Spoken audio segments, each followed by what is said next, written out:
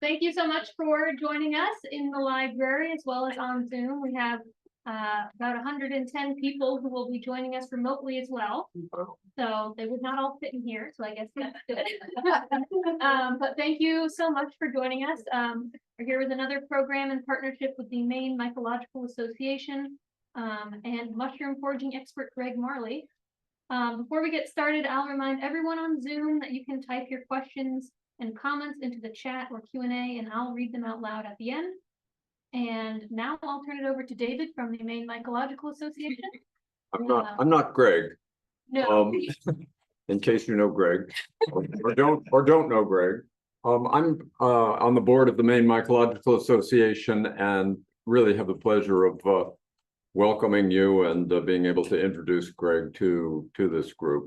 The Maine, put it in a little plug for the Maine Mycological Association. It's an organization for which I have some of the applications there, which are online, or I brought in about 4 or 5 of them. If you're interested in joining the Maine Mycological Association, it's a group devoted to education and experiential work with mushrooms, primarily through wintertime speakers, such as this one, and forays and natural history walks that are guided by people who know what they're talking about in the woods in various places all over the state of Maine, and also with a newsletter that we produce called Mainly Mushrooms, spelled the wrong way, and for which I have had the honor of being the editor, and now I have a co-editor, and we're going to be turning it over to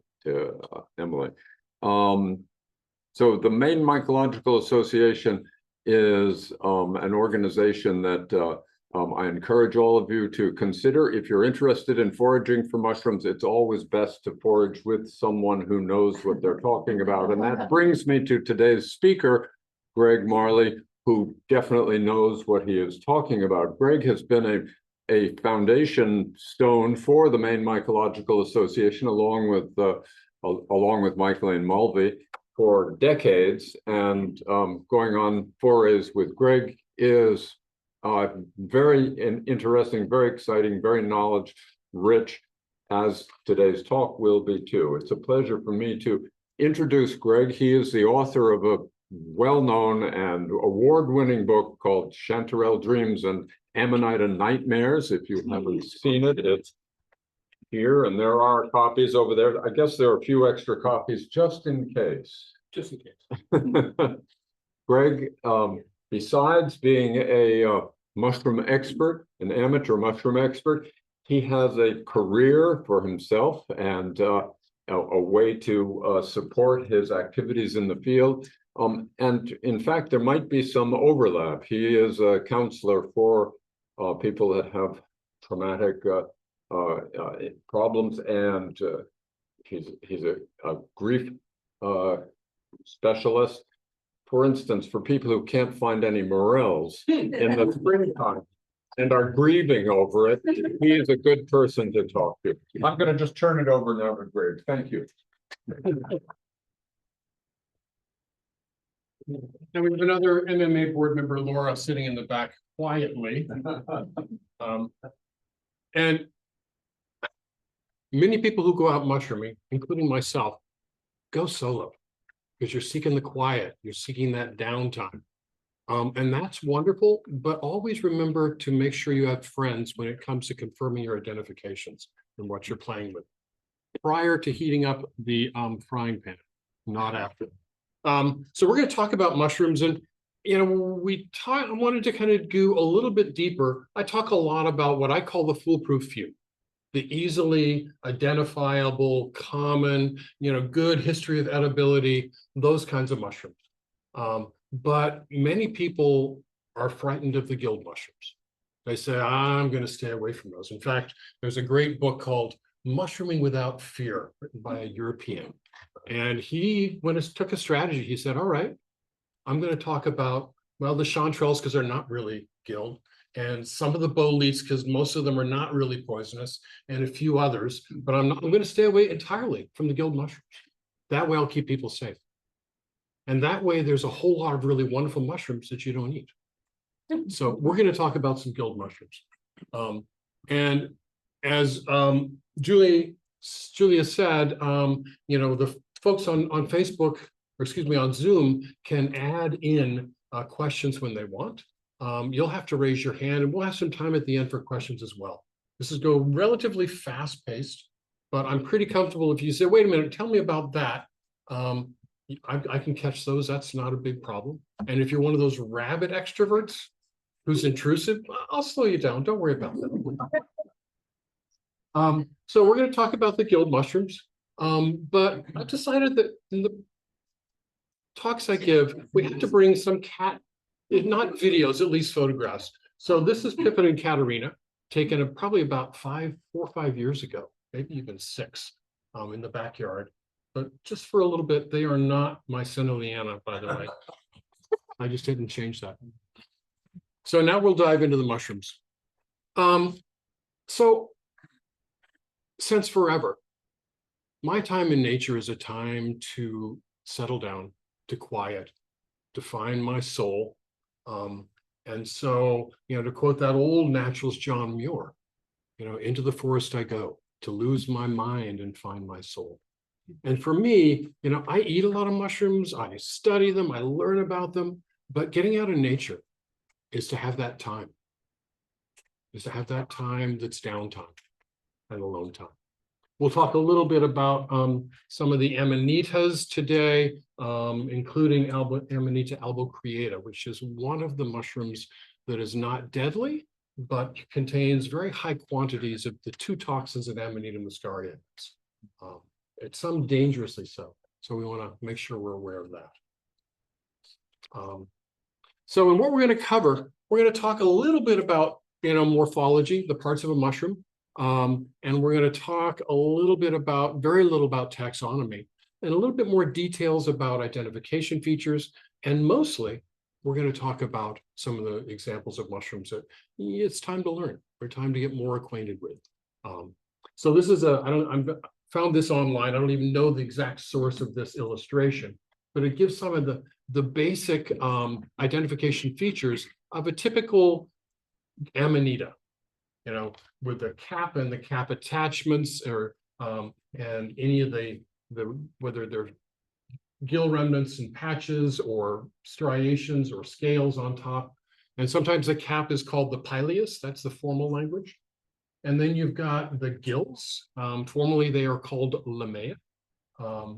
And the ring or partial veil or annulus on the stem. So those are the kinds of pieces we're going to look for. And in the Amanita group, we also want to talk about the base of the stalk and what's there. Most Amanitas, and there's no generalizations that fit totally, most Amanitas have a swollen base of the stalk.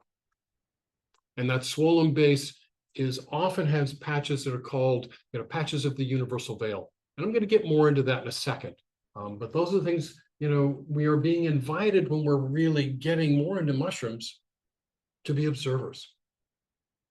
What are you seeing and how do you describe it? Because when you pull up a book, that's what it's going to ask you about, unless you do that pattern recognition that we all do somewhat. Say, oh, it looks like that. And that's a good first step, but not the last step. We may need a few more chairs. Who knows? There's also 2 chairs up here, 1 over there, 2 over here. So we're going to talk about mushrooms with gills. And it covers a huge group of mushrooms with a lot of diversity. And the gills represent one of the strategies. One of the strategies for within an individual mushroom to make and distribute as many spores, those tiny microscopic seeds of the mushroom, as it can. And if I'm holding up a book and the book only has spore tissue that covers this 5x7 space, that's a certain number of spores that can fit on that. But if that hymenium, that tissue, is covering each and every page and they're held a little bit apart, that maximizes the amount of surface you have. And that's what happens when you have a gill. You can see those tiny plates And all along the edges, the planes of those plates are where the spores are matured, and it's called hymenium. So the gills are designed so that I find mushrooms are really architectural wonders, just totally. And beyond the beauty of them, they're architectural wonders, holding those gills apart from each other very carefully so that when the spores pop off those little tiny stigmata, they drop into the air. And after that, of course, the mushroom loses control where they go. And so most of the time, for most mushrooms, spores are distributed through the aid of those air currents.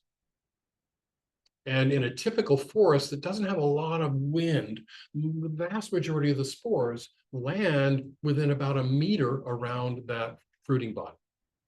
If it's more air current moving, they go further, and some of them go really, really far. There are a couple of other exceptions on how spores are distributed, but within the gilled mushroom, that holds pretty true. They use air currents. So that was up in Lincolnville on a trail just outside of Camden Hill State Park, where I find people ride their horses. There was this pile of horse dung with some beautiful paniolas rooting from it. Hey, mushrooms come where they come. And gills come in all shapes, all sizes, all colors, the pattern. So some of them, when they say the gills are broad up in that top left, it's talking about pretty widely spaced gills. And if they're typical, they're pretty close together. And you'll notice here, you've got short gills interspersed with the long ones. Because if you're trying to fill as much as possible in a round area, as those gills radiate out, there's further and further space between them, so they can fit some others in. Some mushrooms do that by forking the gills, and most others don't. And then the gills here, they might be called crowded, because there's a whole lot of gills packed into a small space. And we'll talk about how they attach. The gills, these are both decurrent, but these are not quite gills. They're more blunted folds. So this is the typical chanterelle and the scaly base, sometimes called the scaly base chanterelle. And they're not true gills. And like on the one in the last photograph, these gills can be mottled. They have that pattern on their surface that looks, to my mind, really neat and consistent to a couple of groups of mushrooms. And then that last one on the bottom right, those are gills where there's little anastomatosing connections between them that almost turn into tubes. In fact, sometimes they do. That's called the gilled polypore. Yeah. What does that? The little connections between plates. Yeah. We cannot pronounce. Thank you very much. And so when you get down to it, your description for a gilled mushroom is always going to talk about how the gills attach. And that means, how do they come across and attach at the end? Do they attach kind of like they're up on the cap in the bottom left there? Or do they attach cleanly to the stalk? And I'll show you some photographs in a minute. Or are they something in between? Or are they decurrent? They run down the stalk, or subdecurrent. I'll show you a photograph of that in just a minute. So you're going to be thinking about how they attach. And I'm going to be the first, the second, and the third to say sometimes it's not completely clear on one mushroom. So you might need to look at a bunch of mushrooms to see. And there's some things that can kind of mess with that. If you're in a really dry period of time where a mushroom is really mature, that those gills that are attached might get pulled away from the stalk. So it can vary, but it's something to begin learning. And some of them you'll hear, are they notched? And here that's called sinuate, and then notched and down. There's all kinds of patterns, and it will drive you crazy you get into it. But what else is going to drive you crazy? Better than politics. So here's some gills that are free. And by free gills, that means that they don't come all the way over and attach to the stalk. If they come across and it's like they attach to the roof. of the cap. And you can sealing actually. Here, I call it, it's often if it's a really clear, it's almost like there's a halo of free tissue before the stem. So here's several of these are agaricus. I'm not sure which one that is, but this is agaricus in the Capestrus group. Both of these. And this is probably agaricus non-augustus, which I'm hoping all of you are going to start looking for and more people find. I'll show you some photographs of it. And then a couple of these are amanitas. I'll show you some more. So amanitas as a group have free gills for the most part. And Julie's going to say, Greg, keep moving. Well, Because of that. you were pointing Oh. to, so. Thank you, Julia.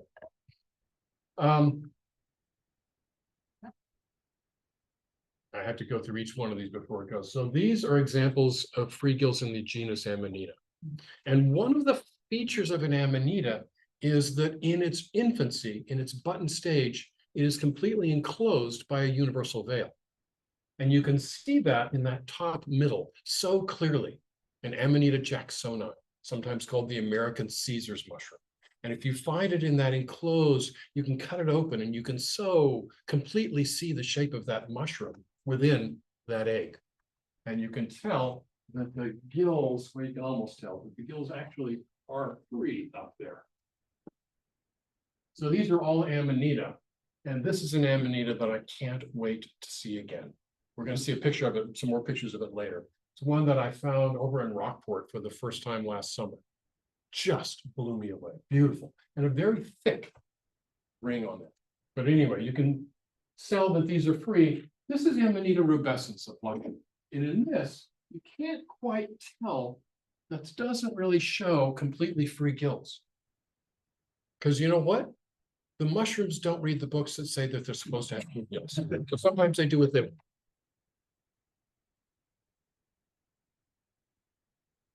And here's some attached gills in a couple of different genera. We have some Cortinarius up there. We have that same Paniolus and a wine cap Stropharia. Those are attached completely. And a beautiful indigo milk cap. And sometimes, particularly if it's a little bit, there's a bit of an umbo or a peaked cap, it's hard to see exactly how they're attached.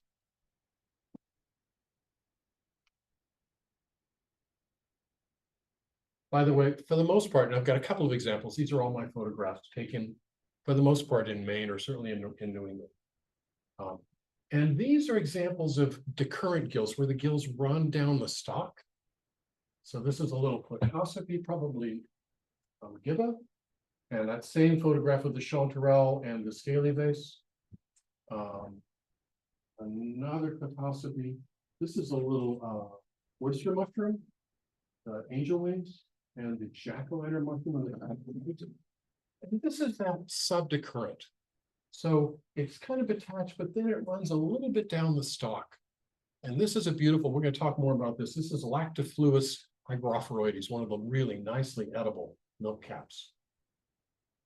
And you can see the droplets of the latex on the gills. Yeah, I know, it messes with me. So here's an example of, you've got decurrent gills on the jack-o'-lantern, and you've got chanterelles. And I'll try and show both as often as I can, because as a poison control consultant, as a volunteer, every year we have several people who get really sick, not deathly ill, but 5 to 7 hours of sick after eating jack-o'-lanterns, thinking that they're chanterelles. Know them both.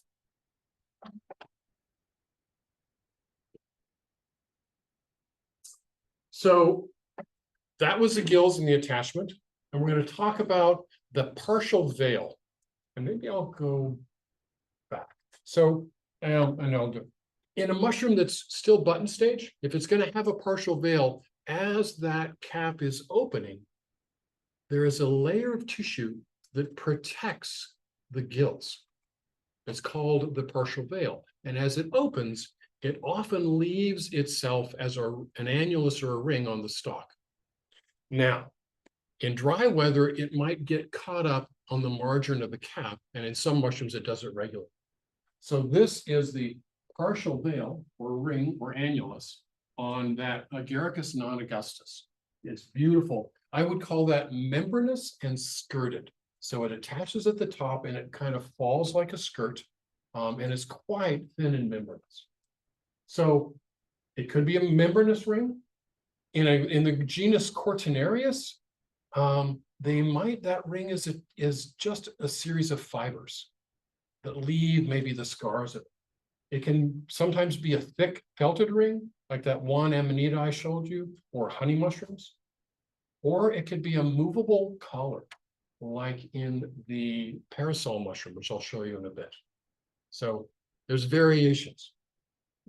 And many, many, many, many mushrooms don't have a partial veil and don't have a ring. But here's some variations in that partial veil. Here is that parasol mushroom. And this one, if you're really careful, you can slide that collar up and down. Quite fun. And this is a mushroom that's probably a Leviote, Lycaenos genus now. Lubricate that's beautiful. It's a little thing and maybe 2.5 inches tall or wide at the most. And it's not a very thick felt ring. It's a pretty little mushroom. And the bottom right there is a type of Agaricus, Placomyces. I'll show you that one later too. It's one of the Agaricus which is toxic. Not seen very often. Are they all ruffled like that? This, Yeah. It's complex, and they do get a pretty complex ring. I'll show you some other photographs.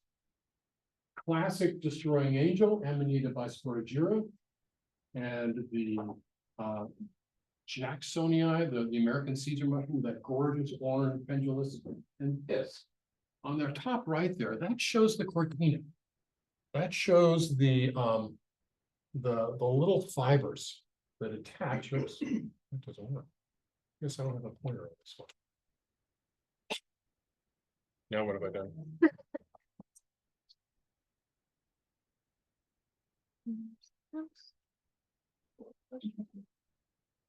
She fixes things, I don't.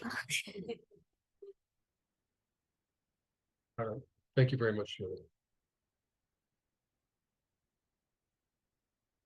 So that universal veil is the stuff that's on the bottom that I said used to be the egg that entirely enclosed it. Amanita is a classic genus that has that universal veil. But we haven't gotten there yet. So the universal veil may have remnants that form on the base of that stem, that cup or a collar. It might be sac-like or sock-like. It can be indistinct.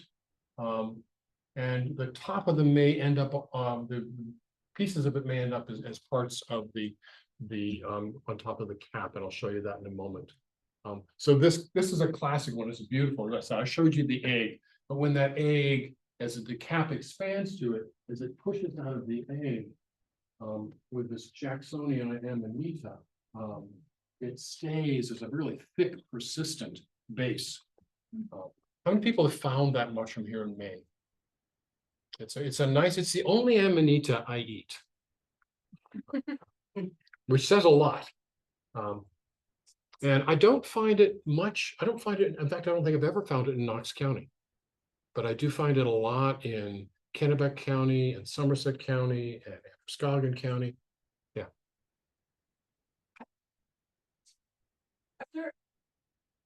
Okay, I found some of those in actually Waldorf County. Yeah. And but there were some that were a lighter orange, and it was kind of like, but it was dry, and I was kind of like, Yeah, I'm pretty sure that's what they were. as they open, particularly if they're out in the sun, they Yeah. can fade to orange or even pale orange pretty quickly. Yeah. So here's some examples on that universal veil. Here's one that has that collar. And this is a little bit, this will be called indistinct. This is the classic Amanita muscaria. And you can see it's got some ridges in there, but it's not quite clear. Again, another collar. And the classic vulva for the destroying angel, because they're so picturesque, several of the Caesar's amanita. So the last thing I'm going to urge you to start doing is making spore prints. And it's a great practice. And it serves for identification, it serves only one function. It gives you the color of the spores. And in some groups of mushrooms, that color is really important to divide up between genera and even in species, like the russulas, which are everybody's nightmare in terms of accurate identification. They have spores that range from white to creamy white to ochre to kind of orangish to yellowish orange. So there's quite a range of colors within one large genus. So what you do is you will take a cap like this little agrossoby, which is a late spring, early summer mushroom that's pretty common around here, and you would cut the stem off it close to the gills. And you would put it down on a piece of paper or a piece of glass or a kitchen table, and you would cover it over with something. Now, why do you want to cover it over? Yeah, because the dastardly air currents will carry the spores away if you don't. So you trap it under a bowl or something, and you leave it. In a mushroom that's pretty robust and pretty mature, 2 to 4 hours is plenty of time. Overnight is always good. And then you open it up and you say, oh, yes, there are spores. And you can determine the color of it. And besides that, they're just beautiful. Don't put it on that furniture. Yes, don't put it on that heirloom coffee table. That's true. They do give off a lot of moisture. Yeah. And if it's particularly dry, you may put a couple of drops on top of the cap before you cover it over. Yes, you can preserve them very readily. You know, for someone like you who uses a lot of hairspray, you can use hairspray or buy hairspray, or you can use a charcoal fixative, which is another spray. Now, one challenge, if it's a white spore surface and you spray it, it turns translucent and disappears. The other thing, you know, they urge you, if you're really unsure of what the color may be, use striped paper or a pane of glass, because if you put a white spore print on a white paper, it's hard to see it. You can if you kind of twist it a little bit to the side. So, spore prints. And I'll show you later one where you really need to do that. So we do a lot of spore printing, and this is actually a granite table that's outside on our deck. And I just happened to notice I had some mushrooms there overnight and said, I have to take a picture of this. It wasn't even an intentional spore print. So we talked mostly about gills, but remember that boletes also give nice spore prints.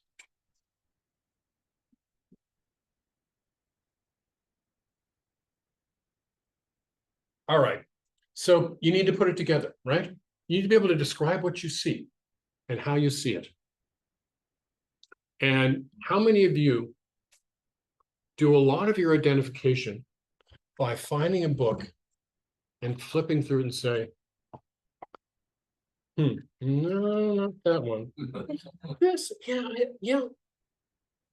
I think that's what it is. We all did that to begin with.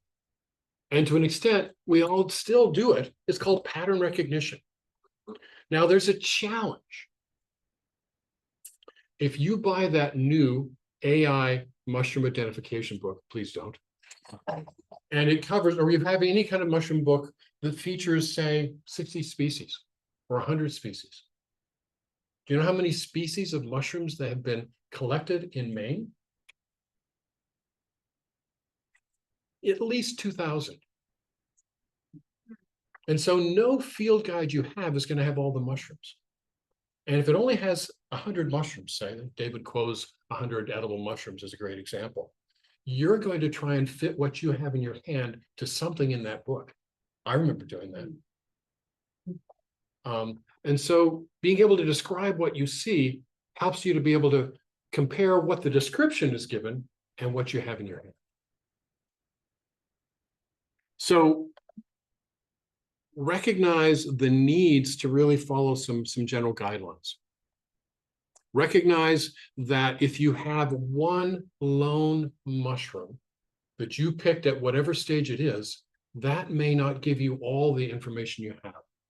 I recommend that you get our age range of mushrooms for identification: a young, medium, and older as it begins to, is at least fairly mature. So, because some of the features that you need for identification can't be seen in that really young mushroom, particularly if you're thinking about eating it. That's where you need to be 100% sure of what you have and its edibility. And she gave a great example. Recognize that color can change, and I'll show you some examples of that in a bit. That if it's in something that was in the sun, it's going to change over time. It can change as it grows and matures.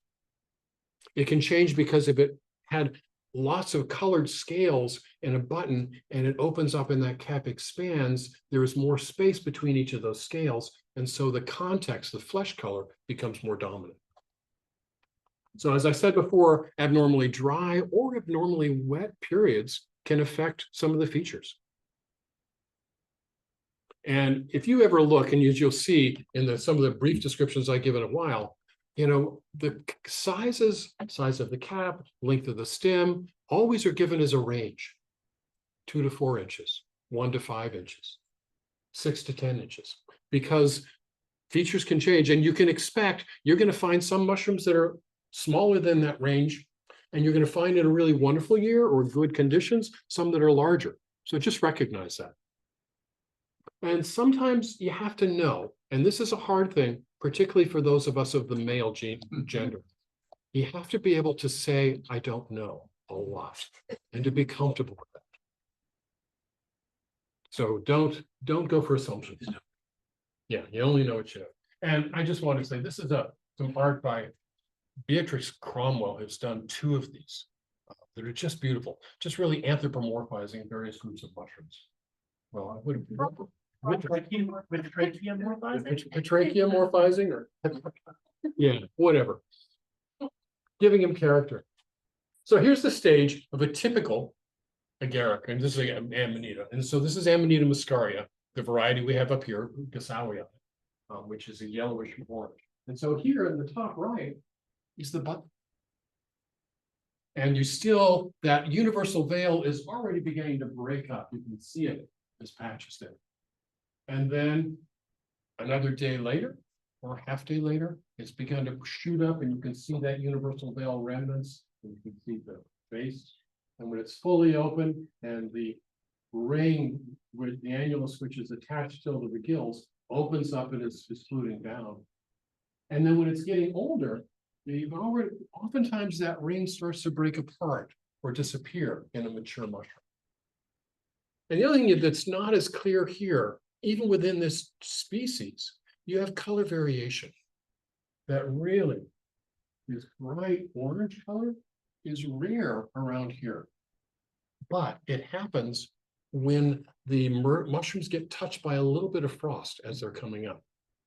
And I don't know what that does, but it gets really deep, deep orange, almost reddish orange.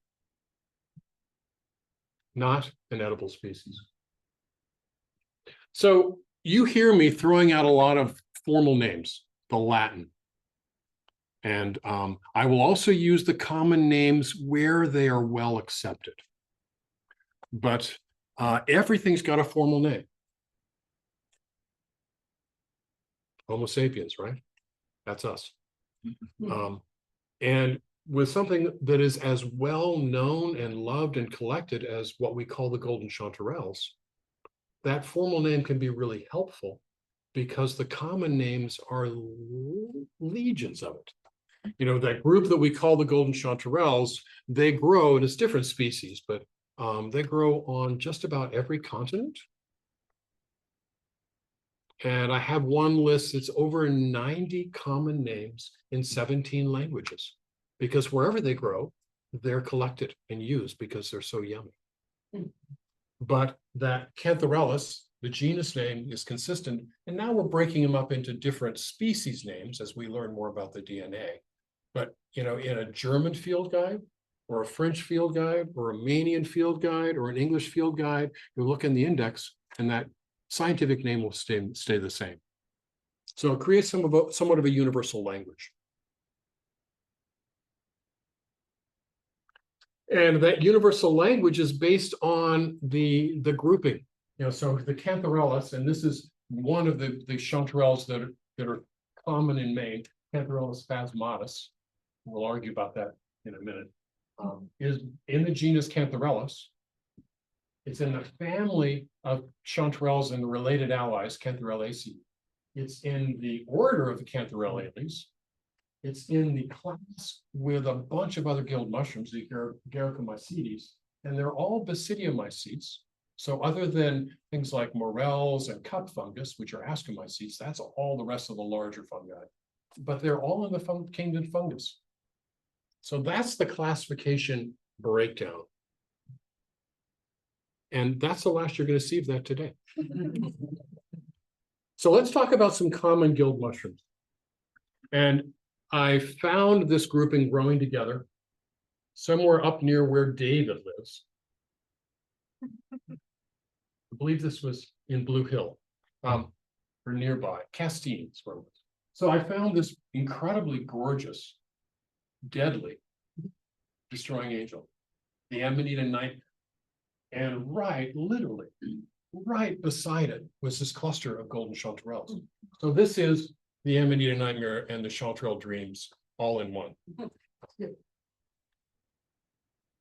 So we're going to go a little bit deeper, and we're going to start with the Amanitas because they're the ones that need to scare you. They're the ones that you need to have the cautionary notes around. And I've already talked about most of the features of it. The one thing I do want to say is they are all growing in symbiosis with trees. And different species may choose different tree groups, or they can be fairly generalist. One that is really generalist is the Amanita muscaria. Some of them are very specific. So this is one of those classic, tall, statuesque kind of mushrooms. Often has that swollen base, but not always. Often has some type of veil remnants on that swollen base. And some of them are edible, but they range from deadly poisonous to hallucinogenic to unedible to edible. And this is the one where I urge people mostly to say, I'm going to stay away from this group because it's got some nasty cousins. Yeah. So this is from the beginner, just diving into gilled mushrooms. This is a really important group to be able to recognize. So here's the anatomy of that mushroom, and this is an Amanita, and this is somewhat repetitive. Here's when it's in that egg stage, where you really see the entire mushroom if you cut it longitudinally down. And some people say you need to make sure, if you're collecting puffballs, that it's not the egg stage of an Amanita. I have never seen that as a potential risk in the East, but in the West, there's some Amanitas that are, they get a little larger in the egg stage, and it can be mistaken. But I suppose someone could, with that beautiful American Caesar's mushroom, confuse that until you cut it open. And then you're going to be so clearly see the cross-section of that mushroom. So that universal veil becomes the cup or the collar, and it may be pieces on top. It's got the classic central stipe or stem and a partial veil.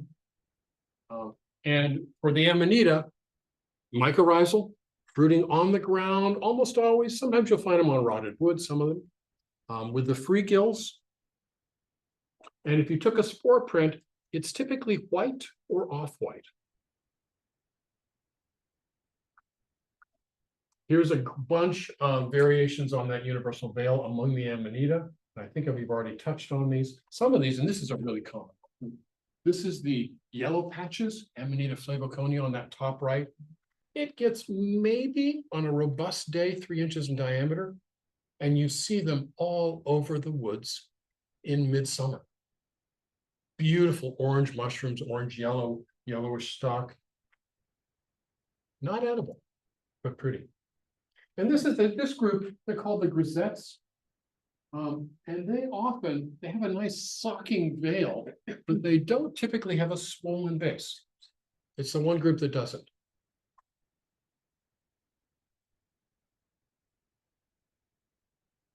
So I'm gonna romp you through the destroying angels a little bit.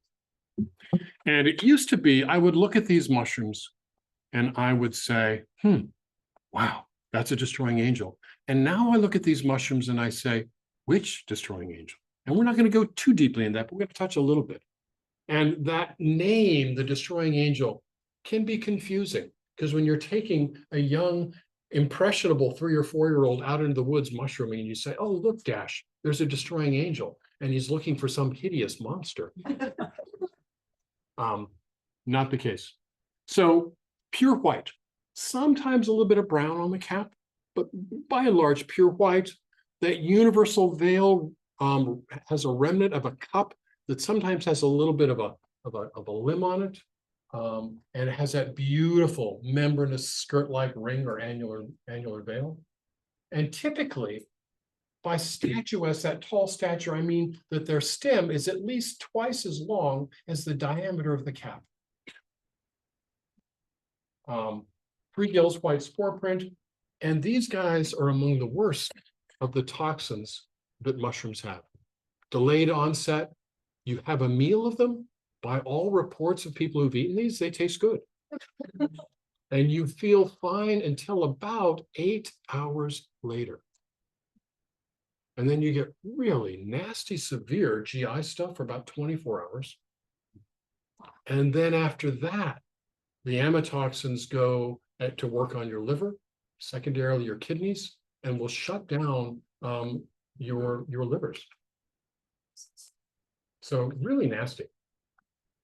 Somehow I did that. I apologize.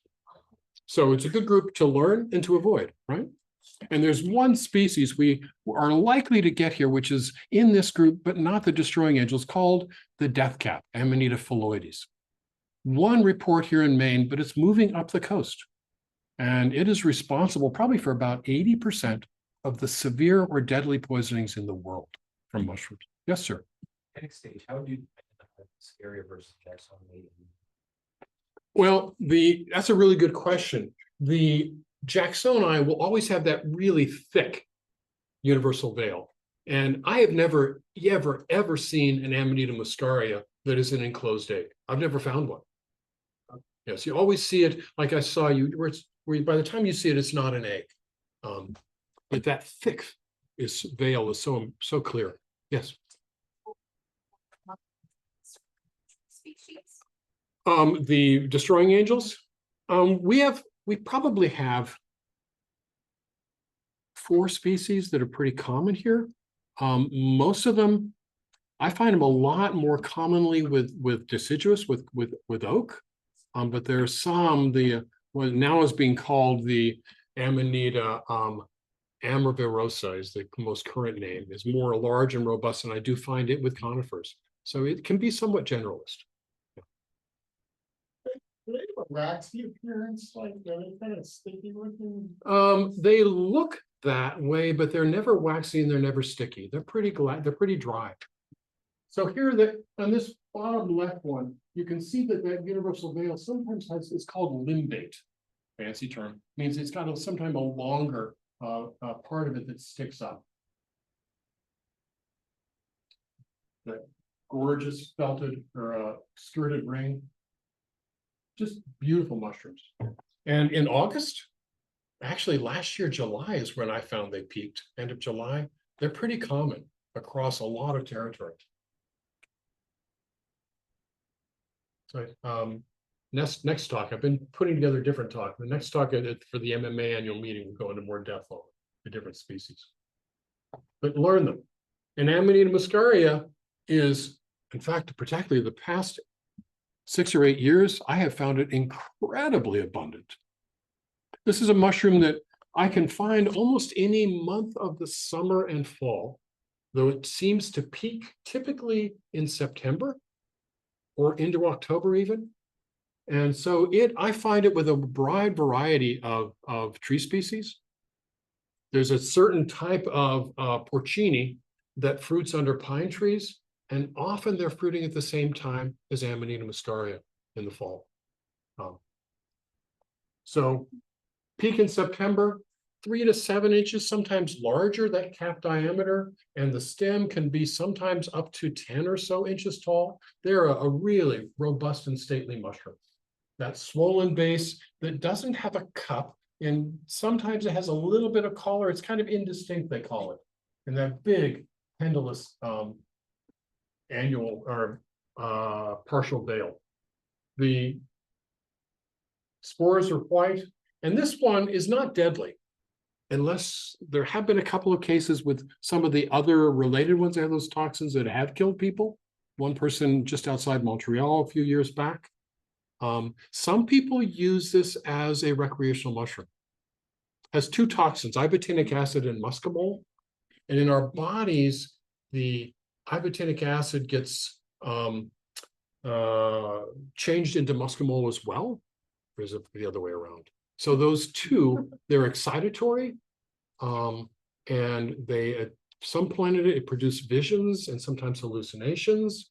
It can be a really wild and unpleasant ride for many people. There are some ways of treating it to make it a little less challenging. I don't know a lot about that. So I have dealt with cases. I remember one a couple of years ago, a young man had eaten them recreationally and got scared when he started to get sick because he got sick to his stomach, and he ended up in the emergency department. And throughout the night, they would report that he would fall into a very, very deep sleep that he could not be woken from. And then he would go through periods where he would sit up and sometimes stand up on the gurney, screaming and yelling, very agitated and frightened. And then he would fall back asleep. So Doesn't sound very fun. no, not very fun. And this is an example. So this is the typical color. This is out in the sun. And you can see some of these are not quite as faded. And occasionally you find an albino form of this.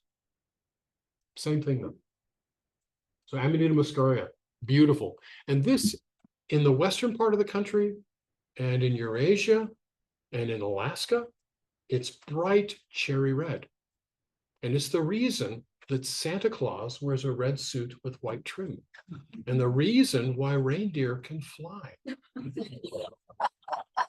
Reindeer, where they live and are herded, Amanita muscaria is pretty common.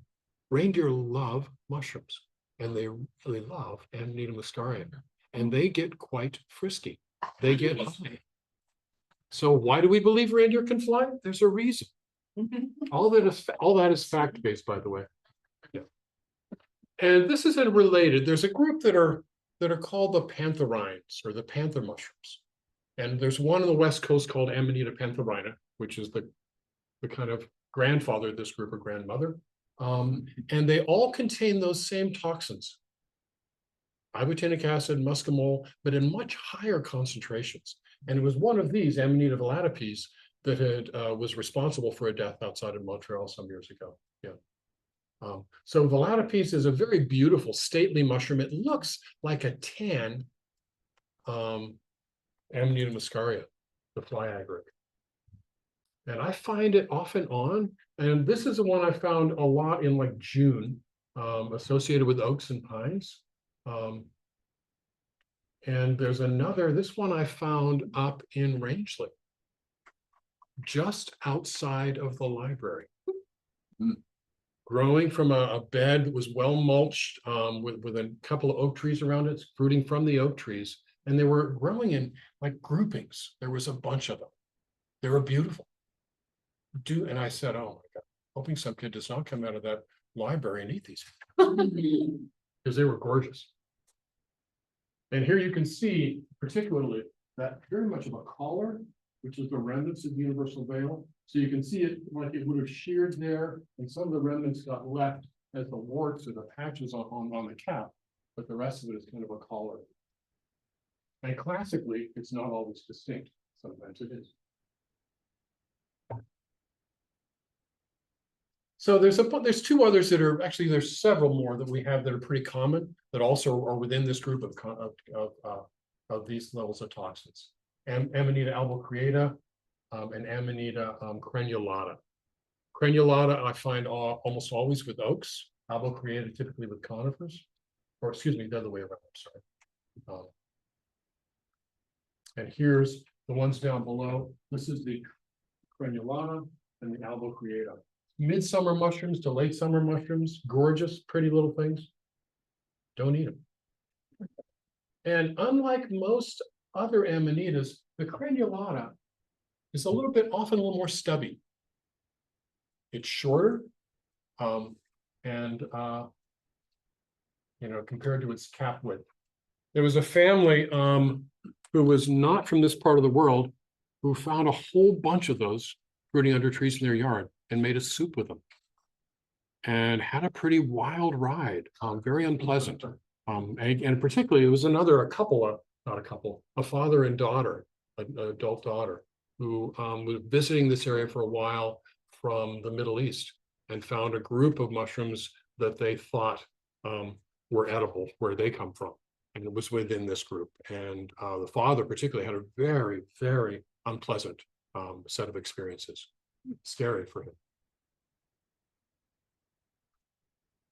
All right, I think that's going to be most of it. Oh, this is the one. This is the blusher. And they call it the blusher because of this gorgeous kind of brown tan mushroom. As it ages or it gets damaged, it turns reddish brown. And so it's like it's blushing. Amanita amerorubescens, or the old books call it Amanita rubescens. This mushroom is edible. I've never eaten it. I could recognize it from 30 feet away, but I've never eaten it because it has nasty cousins. Yeah, and I'm just careful. This is one if you find, yes. Sorry, I was just noticing it says it's a bolete. Yeah, it's in the Amanita. That is a wicked bad typo on my part. Oh, Yeah, it's not bolete, and yeah, I'm not sure how I did that. Good catch. Bad catch from my part. Yes, good. Yeah. If you're out in the woods, particularly during a really wet period of time, you run into a bunch of these mushrooms, you may find these pale white, tall, almost phallic looking things that grow with them or near them. And it is this mushroom that gets attacked by a type of mold called Hypomyces hyalinus. And they really look weird. I didn't include a photograph of them here, but so this is a range in the stages. So here's a very young one, and you already see that reddening in the universal veil with very tightly packed remnants, and then they get spread out on the top. And then at some point, as it gets about this point, the ring separates from the gills and opens up. Very distinctive mushroom. And there was a man I knew pretty well who lived in this area who got very much into mushrooms, partially for food and partially for medicinal aid. He was struggling with a particularly challenging type of cancer. And he called me one morning. He said, "Greg, I found a bunch of blushers." And he described what he saw. I said, "Yeah, it sounds accurate. I've seen a bunch around recently." He says, "I'm going to eat them." I said, "Why?" He said, "Well, they're edible, aren't they?" I said, "Yes, but they're amanitas. Why are you pushing the envelope? Why you especially are you pushing the envelope?" And so we get excited. We get so excited about finding wonderful edible mushrooms. And for some people, it's like the birders who want the longest life list. Don't take that attitude with mushrooms. Stay safe. Don't push the envelope. And there will be risk takers. There always will be. And if you're going to push the envelope with amanitas, this is one, if you live in an area where it grows, usually it grows with oaks, although I swear I've seen it in a forest where it's a whole lot of pine and not a lot of oak. So it doesn't always read the books. This is gorgeous mushroom, so distinctive. And I think I've talked, and that scarlet cap does sometimes fade as it ages. Some people in Europe, particularly in Italy, they often slice this raw into thin slices and have it with a little bit of lemon and olive oil as a salad. And I've not tried it that way. I know some people who love it, but it's very distinctive. What is the best stage to eat those at? I would find it either in the egg or kind of in this stage. Yeah. There's a lot of mushrooms that as they age, the texture goes wonky. And I think the flavor gets a little strong with these in age as well. Now, there's a mushroom that is very similar, has a lot of the characteristics of an amanita. It has a little bit of a swollen base. It has a partial veil. It has off-white gills that give a white spore print, and has all these kind of wart-like scales on the cap. And it's called the parasol mushroom. And as you get, if you find it and you get accustomed to its characteristics, it is one of the better edibles out there. It's really lovely. And how do you tell the difference? Getting there. That's Valley Geiger. She keeps me straight. Mostly. So this group of mushrooms are saprobes. They rot things to get the food that they need. And this one, typically, I find it in grassy areas or along the edges of at the end of a pasture and near the forest where it starts. And typically, I find this anywhere from midsummer into October. And it has that peaked mushroom with pure kind of white to off-white gills that are free. And this incredible scaly top. It's tan and scaled. This shows a little bit more red than I think is true. It has a color-like ring. I'll show you a better picture of that in a second. The gills tend to be tightly packed and big. And they get, sometimes I find them 6 inches, usually 3 to 4 inches in diameter. And they always have this central umbel. You see it up the top there. This little pointed peak at the top of the cap that's very distinctive. And a very long, stately stipe. And this is that ring that is movable. It's a collar, not an attached ring. It's quite fun. So here's some that are older up at the top right there. This younger, just all these are in pretty beautiful condition.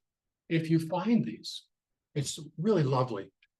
Dredge them in a little bit of egg and cream with some breadcrumbs, fry them. I prefer butter. And the flavor, maybe a little salt and pepper, just stupendous. So this is the parasol. We call it, I don't know, we're playing with the names on that. It's a Macrolepiota procumbens or prominens or elongata. They call it up in Canada. Procera is the name of the species in Europe, and where ours is a little bit different. But it's all the parasol mushroom. There's a related species that we find in the woods that is shorter and stouter, Racoides, which is also edible.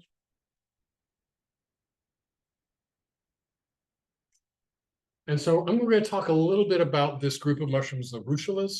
Russulaceae is the family. It has 3 genera, the russulas, the lactarius, and the lactarius has been broken off into something called lactifluus. Now, how many people here know russulas? And what's the name? What do they typically say about them, Dash? Jar, that's another russula. Jar, just another russula. And some people say russulas, better kicked than picked. And in both of those situations, it's a statement of frustration. It's a statement of frustration within most of them, how difficult they are to identify. They are wicked common. Midsummer through much of the fall, there are dozens of species of russulas and a whole, just not as many, but quite a few species of the milkcaps. So they both typically are kind of short, squat mushrooms. In this case, their cap diameter and their stem length roughly equal. So they stay closer to the ground. And for some of them, they have a very, very short little stalk. They all have these attached gills. This is called one of the delicious orange milk caps. And they are beautiful in many cases, and some of them are kind of plain and boring. And for the milk caps, they have these gills that when you crack them or cut them, they exude these droplets that we call latex, and again, they're often sticky. And that latex can have different colors.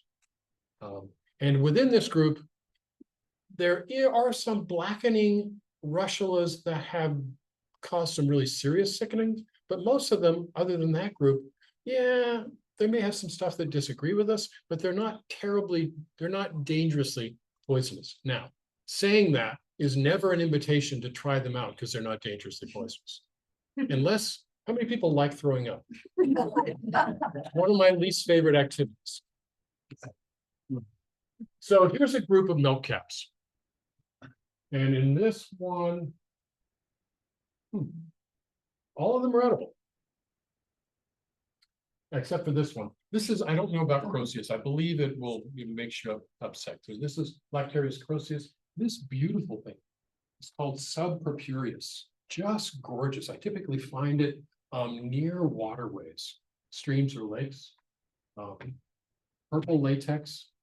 And this is 3 species. Lactarius fumosus, Lactarius giardii, and Lactarius. I can't remember the third one. There is a third one though. They're pretty similar, but deep chocolate brown cap and a lighter stipe. This is, and I'll show you better pictures of this, Lactarius voluminous. We call it the voluminous milky. And why do we call it voluminous? Because it gives so much latex. Crack the gills and it'll run down your hand. And you'll know that you had that on your hand for 2 reasons. It stains your hand brown and it smells like fish. Absolutely incredible. The orange Deliciosa group, Camphinios. And this one, it's edible. I've never tried it. It's Chelidonium, and it's just a beautiful mushroom, particularly when it's young.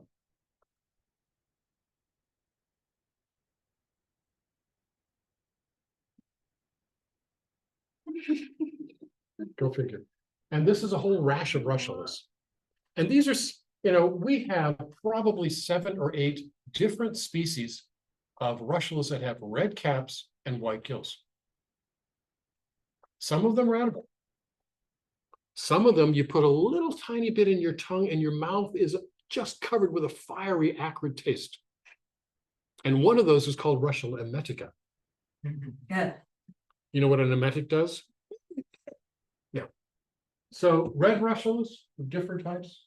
There's several kind of green. Some of them get these really crustose. Beautiful, both edible.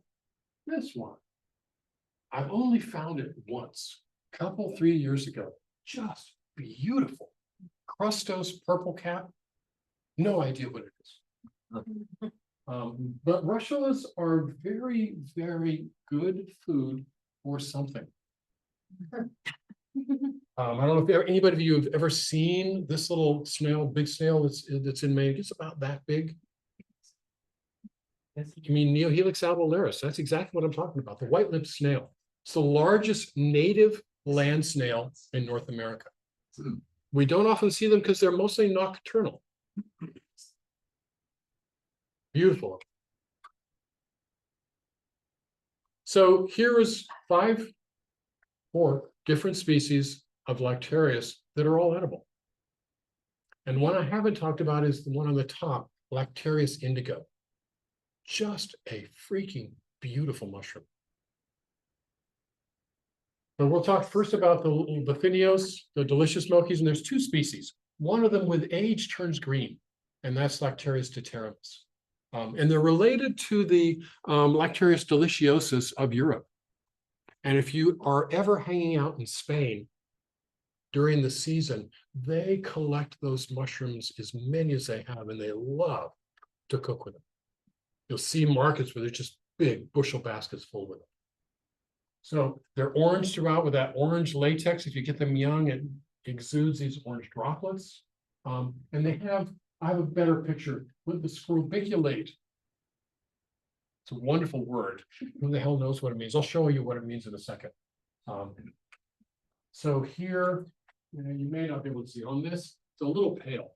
those kind of patches, kind of rounded, those are the scorbiculate nature. These tend to grow, I find them mostly with spruce, sometimes with fir. And I find the freshest, heaviest fruitings pretty late in the season, about the time just before first frost or heading toward first frost. And it's a nice flavorful mushroom. Hey Greg, I'm sorry, you were saying the scorbiculate is it looks like little patches?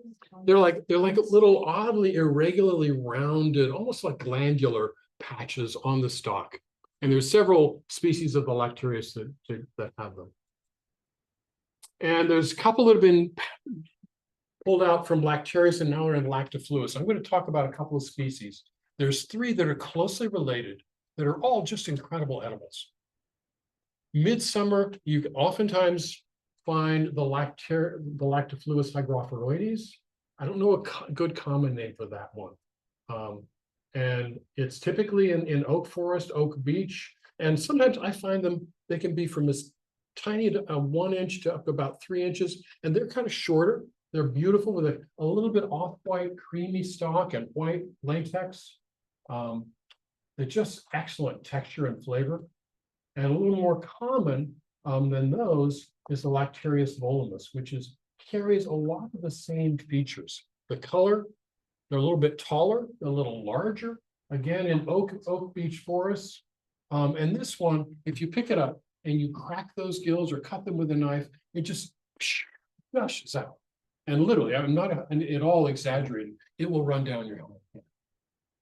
And for those people who've eaten these, I've done some surveys where I said, what are your favorite mushrooms? And for those people who have found these and collected and eaten them, they become their favorite mushrooms sometimes. Sometimes they're #1 mushroom, above black trumpets and chanterelles. Yeah. And porcini, absolutely, yeah. But as they get older and that latex, it has a bit of a fishy or cheesy fishy smell, but just lovely. There's one that's called Lactifluus corrugus. It's a kind of a darker cap, a little bit darker color, but in that same color tones, very similar. I don't find it very often. I love to find these though. And you can see that milk over time, it tends to stain the mushrooms brown as well. Greg, are there any morphological features except Lactifluus from Lactarians, or is it genetic? That's a really good question. I don't know the answer to. I know it's genetic, but the ones that they've lumped in there, it doesn't make a lot of common sense. Yeah. So this is one, if you find it, you will know it. Again, I don't know that I've ever found it around here. I have found it down in Lincoln County on the coast, and I've found it in Kennebec County and Androscoggin County, typically under pine trees. I think it may be more common further south than Maine. It's gorgeous. The indigo milkcap or Lactarius indigo, when you cut this, you can't overhype how blue the latex is. The cap is often kind of silvery blue. When you cut it, it's just electric. So there's no way you're going to describe it. You're confused with anything. Really young chelidonium can look like it, but not much. And they don't have that blue. Yes, sir. Do you know if anyone uses this for dyeing? Does it work for dyeing? Blue color is notoriously fickle. You can feed your children or your grandchildren green eggs and ham them. Because when these cook, they turn from blue to green. And it's a pretty safe edible. Dr. Seuss, here we come. So this is truly the color. It's that bright. Greg, in general, to the Lactarius, are their tops slimy or dry? Dry. Yeah. And there are some Lactarius that will sicken you, GI stuff. There's some little tiny ones that are quite hot, acrid. And there are some, and I don't have a picture of them here, that as they age, or if you dry them, they have an incredible odor of caramelized sugar or maple syrup. And the ones on the West Coast, they call them candy cap, and they make candy cap popcorn and cookies. And some people do that here as well. So we're gonna move out of Russellacea. Yes, sir. So you mentioned several lactarius that you eat and a single amanita that you eat. Do you eat any Bruchellas or do you also take too much trouble to be able to do this? There are several Russellas. I eat at times, there's one that grows with hemlock a lot. Russula compacta, very distinctive. It also, as it ages, turns fishy. Common name of it is called the shrimp shell Russula, and I've eaten that several times. I've eaten some of the green and yellow ones. Yeah. I don't chase them. Very common, it seems like, and so if you see something that's blue, can you assume it's edible?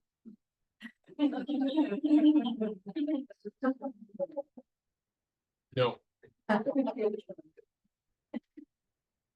Too simple, yeah. But if it's blue and you break it open and it's got. Milky, yeah. Yeah, you can assume it's a Lactarius indigo, for sure, yeah.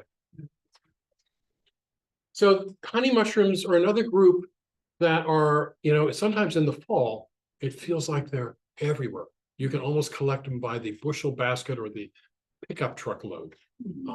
Now, when you see them that prolific, it's not a good sign for the forest, because this is a group of mushrooms that are parasites, and they will actively attack and kill trees. But while they're doing that, they produce some mushrooms that are pretty darn good edibles. And we've got 3 or 4 species here. And I'll just kind of talk about them as a group and try and differentiate them somewhat into species. Some people kind of poo-poo the honey mushroom as an edible group. There are some people that tend to be sensitive, and there are some people who don't cook them well enough. They will sicken you if you eat them raw or you do just a partial cooking. So a lovely man who recently died, who owned a restaurant and was a culinary cook, taught culinary arts here for a long time. And he grew up in Germany. Herb Peters, if anybody who knew him, a lovely, lovely man. He grew up he was a young man or young boy in post-World War II Germany, when food was really scarce where he was living in. The family subsisted a lot. They would collect as many mushrooms as they could for the food. And so I would bring him in mushrooms. And every time I would bring him mushrooms, he would tell a story. I brought them in for the stories. But one time he got honey mushrooms from somebody else for he and his son, and he didn't cook them well. He partially cooked them, and he said both of us were quite ill through the night. So you need to cook them.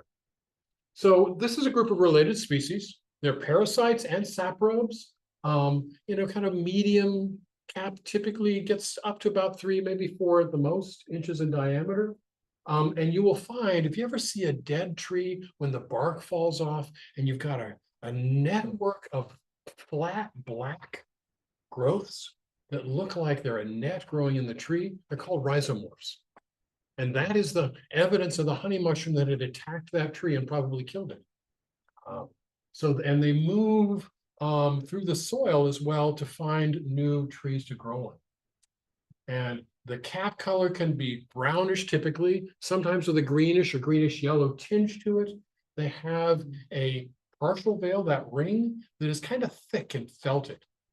And sometimes disappears fairly rapidly. They've got tan gills, and you can see them here when they open. They're somewhat decurrent, and they often, though not always, grow in clusters. Clusters on wood or from wood. And they're good food. There was a wonderful mycologist at the University of Maine for many, many years.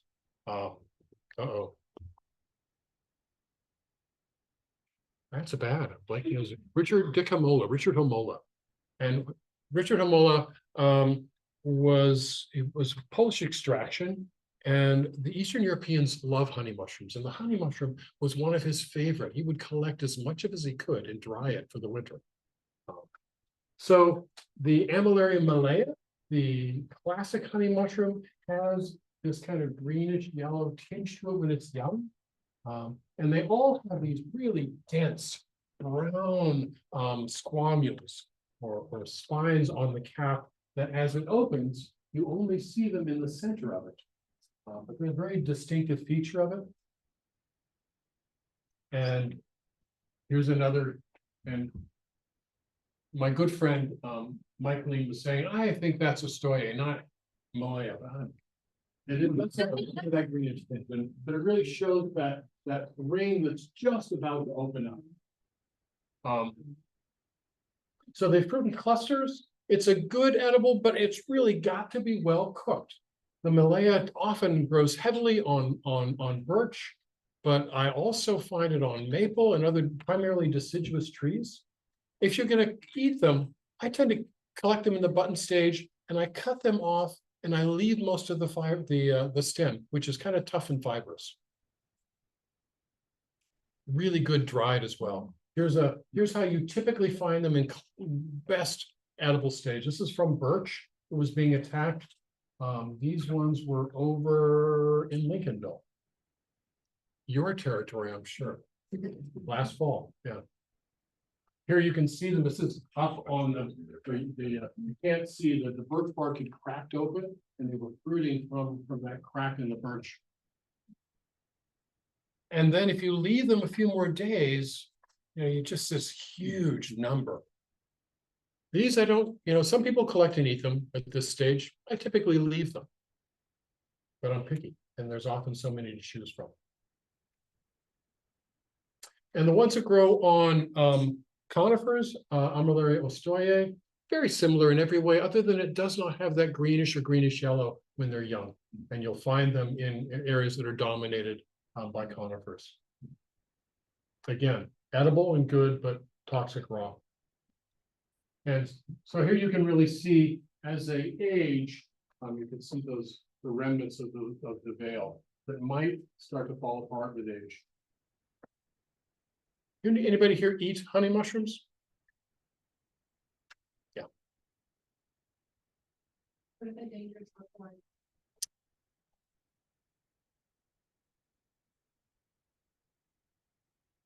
You could easily, small ones, you could mistake them from some inocybe. There's some people say that you have to be careful because they grow on wood, that you're not mistaking them from a gallerina. The gallerinas are much smaller typically, don't have those scales, a very different characteristic. I suppose you could. And yeah. Make bioluminescent wood. Oh, that's right. I should mention that. Thank you, David. Yeah, the mycelium, they used to call it foxfire or faux-fire, because it will glow greenish and in certain conditions, not consistently, but quite beautiful. This is the other one, used to be in the same genus, used to be called Emilaria magnivelare. This is Tricholoma magnivelare now. They call it the Matsutake. It's, I find, an acquired taste.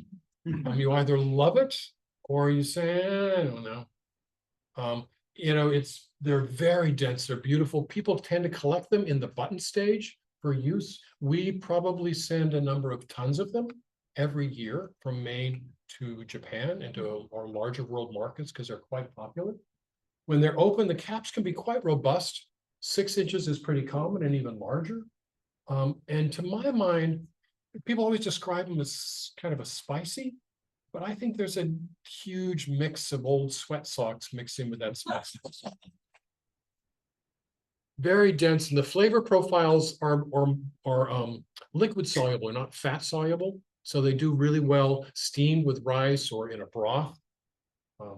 And I typically find them not before beginning of September, or excuse me, the beginning of October, sometimes toward the end of September here.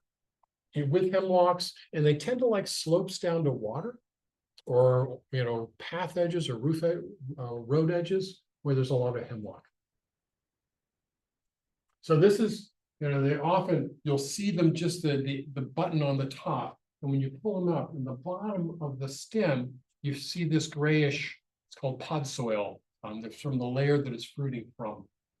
And at this point, they're tightly closed. And as they open, you can see there is a type of ring, white gills or off-white gills with a white spore print. And that brownish cap color, pretty consistent. There is a related Amilaria colligata, which grows with oak trees typically. It's smaller, it's darker. Some people eat it, I wouldn't. Couple more mushrooms we're gonna talk about. Kia ora. What's our time? It's 2:22. All right. Okay. So I want to talk about the fairy ring, just kind of mention it. It's a spring mushroom, spring and fall, small in the English call this the Scotch bonnet because of this broad little umbel on the cap. This is a classic broad gilled mushroom, typically not more than 1.5 inches in diameter in grassy areas, and it'll grow sap as a saprow growing out through that grass and get larger and larger rings or arcs of fruiting, sometimes quite large. And in the meantime, make a nice edible mushroom. Another mushroom is good to dry. This is the last one, the bluet. I call this the season extender because it begins September sometimes, and then I found it in this region of the state as late as early December in really good condition fruiting on wood waste and leaf waste. And this is one, they call it the bluet because of this gorgeous lilac blue color of the gills and the cap when it's young, and then at age is kind of tan. And this is one where the spore print is going to be really important. As it ages, as you can see, it gets a lighter, but this color when it's young is really important. Beautiful. And so here's the bluet. And this bluet would have like a buff pink colored spore print. And it looks like some of the bluing Cortinarias. And the Cortinarias would have a cinnamon brown spore print. So if you're ever worried, take the extra 4 hours and do a spore print. And I find bluets to be a lovely edible. My wife finds them too strongly flavored. She's not wild about the flavor, maybe the texture. But they're a good edible mushroom. This is a mushroom where you must cook them. Again, they'll be toxic raw. I was working with a case where someone got sick, and he picked several things, but one of them was a bluet. And it was he was a professional cook, and he strongly claimed that he cooked them. But he got quite ill, and for him, that gastrointestinal stuff persisted for several days. And so I checked back in with him. And long about 2.5 days later, he acknowledged, well, he actually hadn't cooked it. But the pride, he would not allow him to acknowledge that. So you gotta cook it. Okay. And then some dark spored mushrooms. And we're going to talk about primarily the agaricus, and we're going to talk about the inky cat group. The agaricus, how many people here buy mushrooms in the store? Crimini, portobellos, those little supermarket mushrooms that are white. Those are all agaricus. In fact, they're all the same species. They're just different variants and treated differently. So it's a pretty large group of mushrooms. And they're often in grassy areas, so there are several species common in Maine that grow in the woods. And they are a lot more species than we acknowledge. If you really want to scare yourself, buy this book. It's called The Agaricus of North America, Richard Kerrigan. And it's a whole lot of information, but intimidating as all hell. So this includes what we call as the meadow mushroom or field mushroom, the campestris group. And campestris is a European name, so we're calling it something else now. And there are several related species. Oftentimes these are called the pink bottoms, because when they're first opening up, their gills are pink. From the very earliest button stage, they grow in grassy areas. We'll talk about those more. We're going to talk also about the horse mushroom group, the Agaricus arvensis group, and we'll touch on these others as well. So the meadow mushroom or field mushroom, as they call it in Britain, is really common anywhere from August throughout the rest of the season. And this is a mushroom. Several years we had very, very hot, dry summers. You remember this, right? We were actually watering our gardens. Yeah. And then we have these heavy rainfalls. And you got a hot, dry period followed by several heavy thunderstorms. You're guaranteed to find these mushrooms. because that's the perfect situation to set them up. And you can find them in large numbers, and it's a good workhorse edible. The larger group, these ones don't get larger than about maybe at the upper limit 4 inches. And if you find larger ones that look like them, they're probably the Sarbensis group. And I call it a group because there's several related species. And they can be 6 inches, 8 inches, sometimes up to 10 inches in diameter, often in the grass or the edge of the woods, with a really persistent veil. And when they start out, their gills are not pink, they are gray. And then they move from grayish to deeper brown. Now this one, I don't know why this is so pink. I'm actually questioning my identification on that as I look at it right now. But both excellent edibles. And this is my challenge to you, is to look for this mushroom. This is Agaricus nanagustus, related to the Agaricus augustus in the West Coast, which is just a famous edible called the Prince. This one I found in Kennebec County, the edge of Lincoln, between Lincoln and Kennebec County. It's the only place I've ever seen it, and I've seen it fruiting there 4 times. It's been collected in New York, New Jersey, Pennsylvania. It's beautiful. It's got it's this golden brown because of these tight scales. And this is the only mushroom. This is looking at the underside here. And that is the annular partial veil, the ring. And it also has the same scales that the cap has. I've never seen that before. The odor is strongly of almonds, and the flavor is very, very dense. It's a powerful mushroom. I haven't learned how to cook it well, because I didn't cook it this first 2 times I found it, because I'm cautious. Leaf duff. This is leaf duff on the edge of a lawn, and that's the description where I've seen it before. Here are those scales that are on the cap. Kind of grayish gills that become more brown, growing in clusters. Some of the larger ones are about 5 inches in diameter. I'd like to see if this is fruiting more in Maine, particularly as we get a more mild climate. Down where it is used a lot, people love it. Yes. What confuse arvensis with? This one. Oh, really? So besides this? Besides this, there's some that are more yellow staining that can be problematic, crocodiliensis, but people eat that as well. But this is one which I don't find common in Maine. I found it a couple places when we were in Montreal in the middle of the late summer. We found a lot of it there because I think it likes more sweet soil. This is Agaricus placomyces. They call it the flat top Agaricus. Starts out quite dark gray, and as it widens, those scales get distributed, but they stay in the center and tends to get flattened. 2 to 5 inches, beautiful ring, and here it is more of a complex ring when it opens up. But these darker scales that get distributed across it is very telltale, and this one causes some gastrointestinal problems. This photograph was taken in Rockland, under a planted spruce.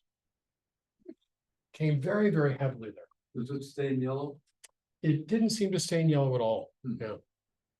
Some of the other photographs were taken up in Montreal. And then the last dark spored one is Stropharia rugosa annulata, the wine cap Stropharia. This one, you should be growing in your garden. Growing on those wood chip paths you put in your beds. It's very easy. It's become much more common as we are grinding up a whole lot more wood for, along the roadsides. And it loves particularly hardwood wood mulch, but mixed wood mulch as well. I've grown this. I find it to be edible, and it's edible in a time of year when there's not a lot of other mushrooms fruiting in the late spring, early summer. I don't find it incredible. No. But gorgeous. So these ones were fruiting in my raised beds at home.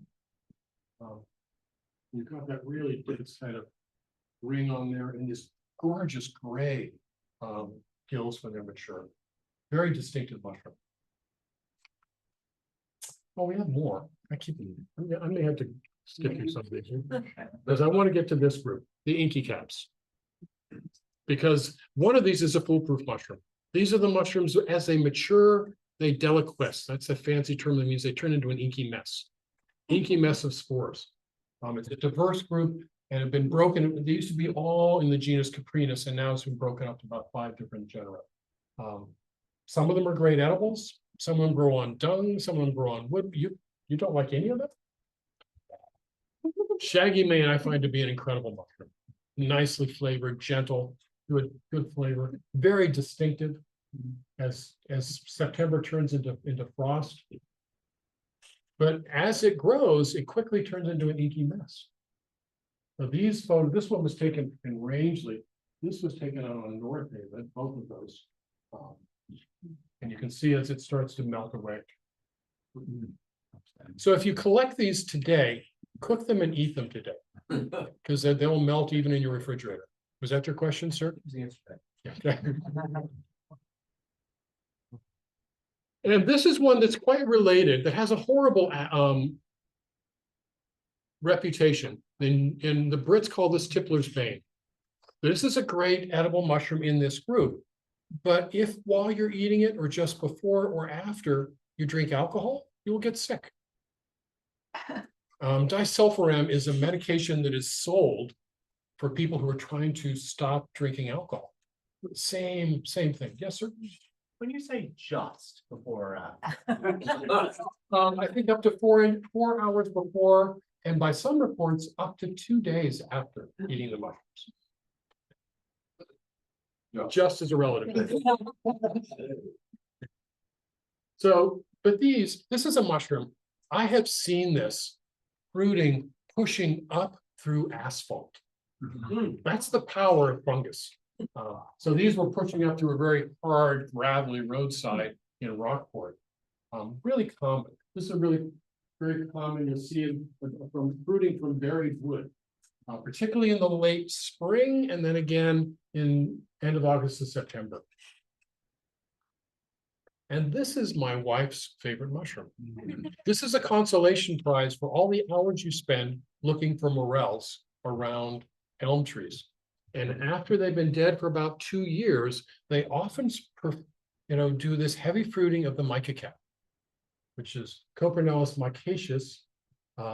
And they come often in clusters or scattered from buried wood, typically buried deciduous wood, loves elms, loves maple.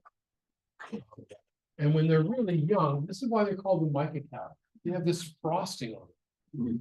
And this is the perfect stage for edibility. And if I bring these home, if I'm out collecting morels and I come home, Valley said, "Did you find any of my mushrooms?" Saute them in butter and they are nutty and just the best. Yeah. You sometimes take some cleaning because they're coming up through this rotted wood, but they're, I kind of get them before they get too black. They're beautiful. And then this is just eye candy. You see these, this is a mushroom that you may see the cap the night before, this kind of ruddy brown, and in the morning you'll see it fully opened. It's about that big, and by noon in a sunny day, they're gone. Very rapid, ephemeral little mushrooms. All over the place. We don't see them mostly, but they're really common. And they're just gorgeous.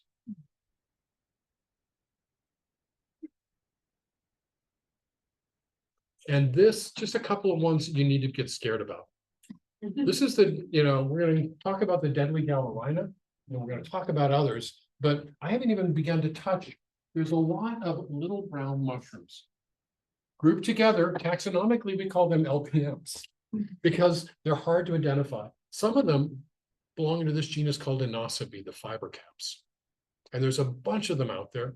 Many of them contain muscarine. And if you eat a mushroom that contains muscarine, you generally develop symptoms 20 minutes, 30 minutes. And they call it sludge. It stands for salivation, you're drooling at the mouth, lacrimation, you're tearing up, you're having emesis, you might be throwing up, you're having urge to pee a lot. It's a mess. And it's called a cholinergic reaction. And they can give you atropine if they think you've eaten muscarine, and it clears it right up. It's the only toxin we have an antidote to. So that's a little fiber cap up there. But the poisonings gastrointestinal, the vomiting, nausea, diarrhea are by far the most common symptoms. But it can go all the way to the amatoxins that destroy your liver.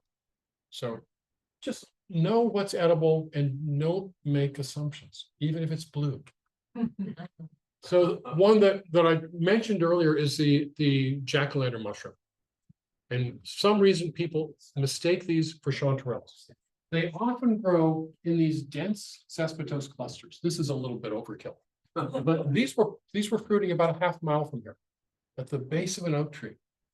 Look at these dense clusters because the mycelium is rotting the heartwood of that tree. And these are true gills, not blunted. They're decurrent. And those gills, when it's young and fresh, glow in the dark. Hence the name jack-o'-lantern, bright orange and glowing in the dark. And if you eat them, you get sick. 5 to 7 to 10 hours of sick. Say it, 5 to 10 hours of nonstop vomiting. Worshipping at the porcelain bowl. And more significantly serious is the little deadly gallerinus. 1 to 2 inches diameter, growing on wood, most heavily in the fall, sometimes in the spring as well. Particularly this spring, since we had such a mild year, we might see it. And they often grow in little clusters or singly or scattered across well-rotted wood. They have a brown spore print, and they have these little tiny brown veils, a partial veil, a ring, that often will fall off pretty quickly. And these contain the same toxins as the deadly gallerinus. The deadly. Just trying to go. Thank you. The deadly amanita. Thank you, Dashiell and Val. Keep me straight. Where we've really run into problems with people who look for LBMs trying to get hallucinogens, and they find the gallerinus and say that's got to be that. And they'll often, because of the way that they're imbibing, they might eat 15 or 20 caps, and that becomes a problem. Oops is right. And these ones are more common. I'm seeing more and more of it. This is called the poison Pax, Paxillus involutus.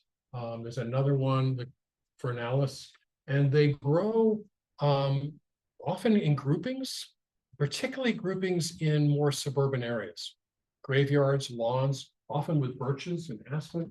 And they often have this roll rim. Involutus means an involute rim. Decurrent gills, brown spore print. In Poland, they have a history of eating these, even though they are the most common cause of gastrointestinal problems. But that's not the real problem. For some people who eat them successfully, a meal that they eat triggers the development of antibodies. So it acts like an antigen, and you might get a little sick that time. But the next time you eat it, it causes a major anaphylactic reaction that has led to deaths. So, hemolytic shock. They're beautiful little mushrooms. And I'm finding a lot of them these days. So some final notes. This was gifted to me by my son. I have it in my front yard now. There's no mushroom hunting.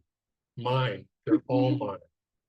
So if you're out foraging and you get really excited, one of the things you need to know, whose land are you on? If you your property. In my heart. All these mushrooms were photographed on my property. So if you are driving down the road and you see that oak that is just festooned with a chicken mushroom or clustered around with hen of the woods or honey mushrooms, and you stop and you say, oh, I want some, knock on the door. I have almost never had someone say no. Almost never. And I've had a lot of people say, I really appreciate you asking. So knock on a door. I've called people where they say, access by permission only. Let's say, hey, I'm up here for a few days. Do you mind if I walk your land? And they have a phone number on there. and they've thanked me for calling. So ask permission, because we have a lot of open access forests. Open access does not mean open harvest. A little bit, never's going to be missed, but who else is relying on those mushrooms? Who else? Animals. People? Who else? Animals. Those honey mushrooms that grow so robustly in a year when we have little oak mast, deer love honey mushrooms. Deer also love matsutake. So think about who else is using it for food. As a practice, leave more behind than you pick. Collect them only in prime condition. Never, more than you're going to use, why? Unless you're going to invite some people over for dinner. And if you forage commercially, all these things apply with even more urgency. The reason some people post their land is because they've had trouble with people going through and collecting everything. So be respectful. So that's my notes on foraging. And what you'll need, be prepared. Be prepared with good shoes, a good basket, an attitude, the resources for confirming identification. I'll move right into. We have copies of this book, which is not an identification book, but it's a great storybook, including stories about some of the good edibles and some of the most toxic ones. But in terms of gilled mushrooms, I talked about the agaricus book, if you're daunting. But if you're interested in amanitas, there was a book that was come out a few years ago by Britt Bunyard and what's the other guy's name? Joy Justice. That's a pretty fun book. It's a little bit Midwest centric. So it doesn't have a really good, but it's a great way to learn the groupings of amanitas. I brought in a couple of other books. Mushrooms of West Virginia and the Appalachians is a good book. There's this little bit of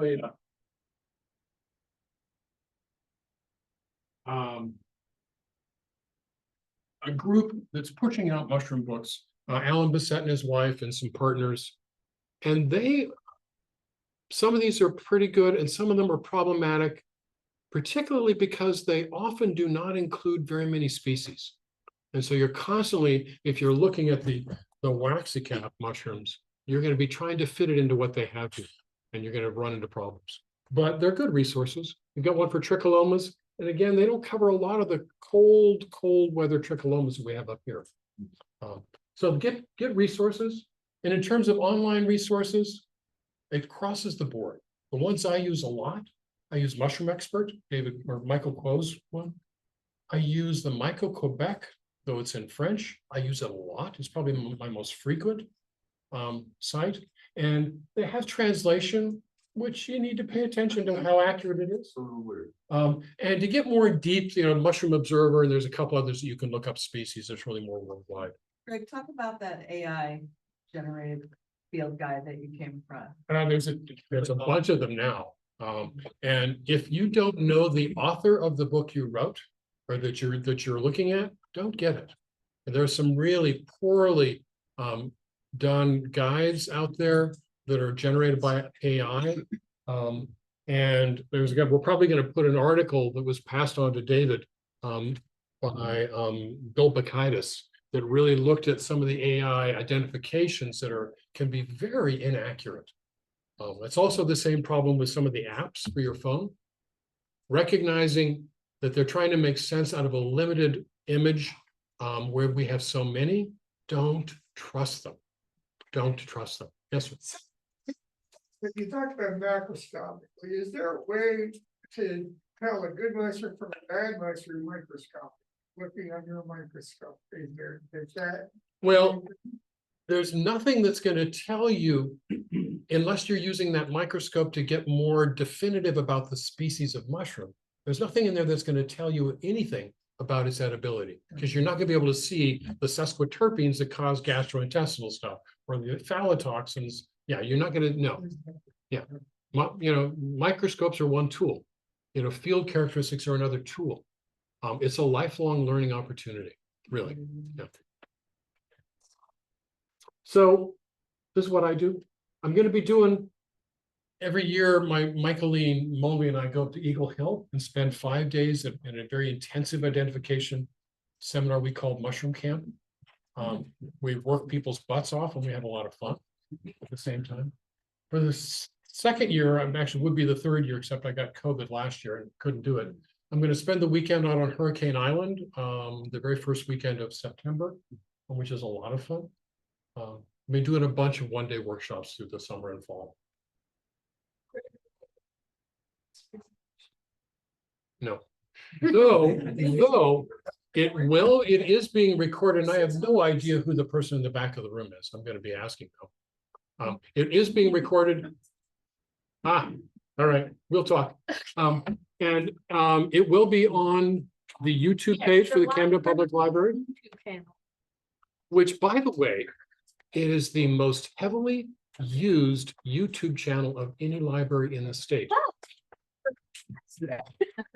Yes, most subscribers and Yeah. the library's YouTube channel. So remember, head into the forest, and I'll let Rumi have the last word. So let the beauty you love be what you do. There are more than 1,000 ways to kneel and kiss the earth. Mushrooming to me is just a vehicle for getting out into nature. Is that blue knife in your pocket? No, tragically, that blue knife is somewhere in Lincolnville. I know within about an acre or so where it is. Looks like a sorry knife. It was a gift to me. It's beautiful. Yeah, I called it my dress knife. But this is a crazy question. I know you're not gonna do this. I'm gonna. And you as a resource. Say you're out in the woods or somebody's out in the woods and they find a mushroom, they take a picture of it, can they send you the picture? This is what I do. When I teach a class, this is not a class, I have a consultancy agreement. And that is, after that class, given that my goal is to make myself superfluous, if you find mushrooms and you've worked on identifying it and you want a confirmation of your identification, send me good photographs and I will confirm or deny it.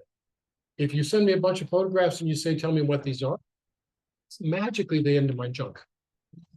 Because that's not my job. Yeah. Because you don't learn anything if I just tell you what the mushroom is. Yeah. Other questions? Questions on Zoom. Someone's asking, where do we access your schedule of walks, talks, and classes? If they can put in the chat an email address, I'll send out a schedule coming up. I also post them through my Facebook periodically. Yeah. You can sign up. There's a sign up for email contact there.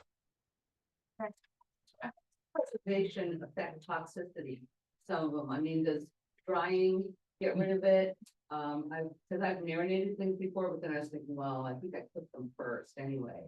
That's a really good question and not an easy answer. Yeah, There are some mushrooms where drying will help volatilize some of the compounds, but not necessarily all of them. Most compounds drying would not affect them. And so there's a question, if I dry my honey mushrooms, do I still need to cook them? And the answer is yes. Yeah. But boy, there's the range of compounds that cause problems are pretty broad. Yeah. And if you're drying your psilocybin for preservation, drying does not impact the indoles. Yeah. Other questions? Amy? Someone on Zoom is asking if you do anything with reishi mushrooms. If I'm pronouncing that correctly. Yes. Do I or should anybody? Yeah, they're not more a part of this. I think it's a really good medicinal mushroom. And if you make a tea out of reishi, Ganoderma tsuge, or lucidum, you know you're drinking medicine because it tastes bitter and foul. But you can make a tincture out of it, which is what I typically do, a double extraction tincture, which makes it it's a much better, easier delivery system. Yeah. Oh, thank you so much. We have a lot of comments from Zoom saying that they enjoyed the talk, so. Great. Thank you. So I'll be here. I do have copies of the Chocolate Dreams Amanita Nightmares, should you choose to purchase them. Thank you.